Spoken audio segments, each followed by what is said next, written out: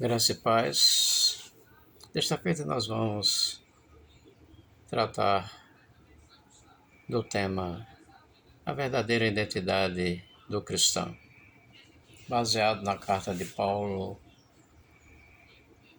nós vamos observar em todo o livro de Efésios a identidade cristã, a autoridade do crente. Como também na segunda carta de Pedro, capítulo 1, é onde nós vamos observar. É bom estudar as cartas de Pedro, a primeira carta, a segunda carta, o capítulo 1 da segunda carta de Pedro, ela é muito contundente. Pedro sauda cada um, dizendo: graça e paz vos sejam multiplicadas pelo pleno conhecimento de Deus e de Jesus Cristo, o nosso Senhor. E ele nos traz a lembrança que tudo já nos foi doado quanto a vida e a piedade, porque nós já recebemos as suas muito preciosas promessas, para que, pelo pleno conhecimento, a gente chegue à coparticipação da natureza divina. Os atributos de Deus, nós precisamos detalhadamente estudar cada um deles. E Pedro, ele nos alerta que precisamos associar nossa fé, domínio próprio, o conhecimento, a fraternidade, o amor. Pedro, em outras palavras, está falando do fruto do Espírito, como Paulo fala lá em Gálatas.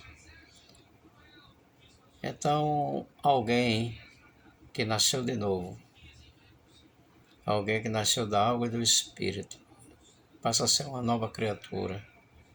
Não pode mais andar em corrupção, não pode ter mais um coração enganoso,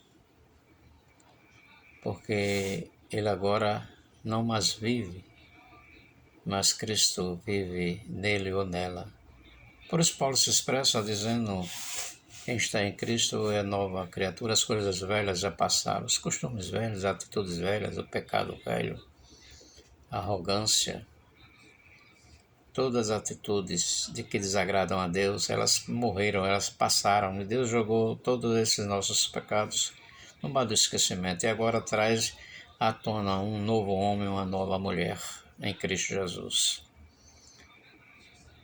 Paulo também, em Romanos 8:1, ele diz: já não há nenhuma mais condenação para aqueles que não andam segundo a carne, mas segundo o Espírito.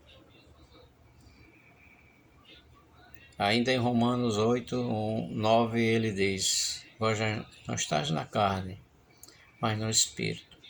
Se alguém não tem o Espírito de Deus, esse tal não é dele. Se não tem o Espírito de Cristo, esse tal não é dele. Qual é o Espírito de Jesus Cristo? Quais são os aspectos do Espírito de Jesus Cristo?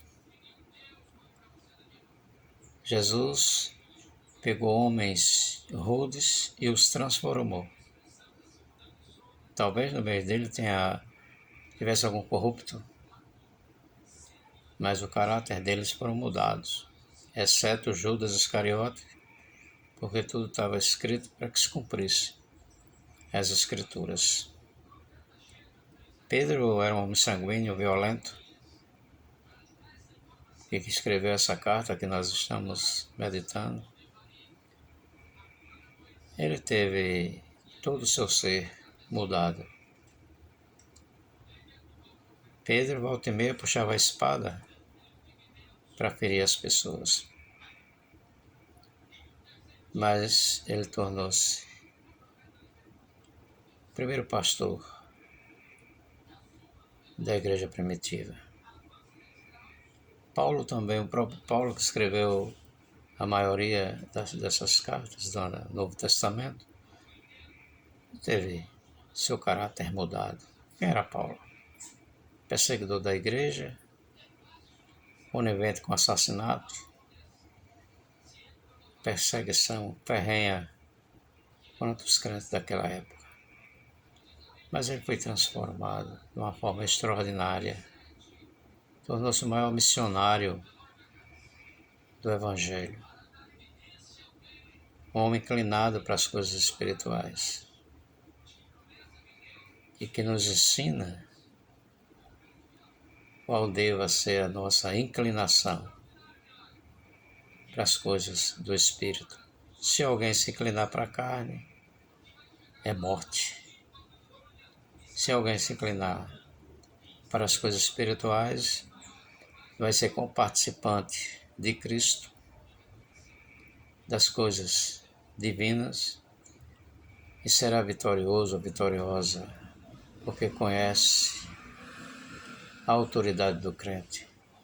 Eu conheço um homem que já leu mais de 40 vezes, estudou mais de 40 vezes o livro de João, de mais de 200 vezes o livro de Efésios.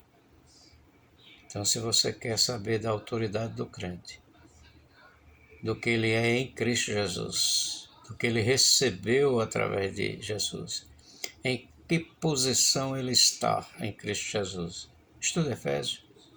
No livro de Efésios diz que nós estamos assentados nas regiões celestiais em Cristo, uma posição espiritual de excelência.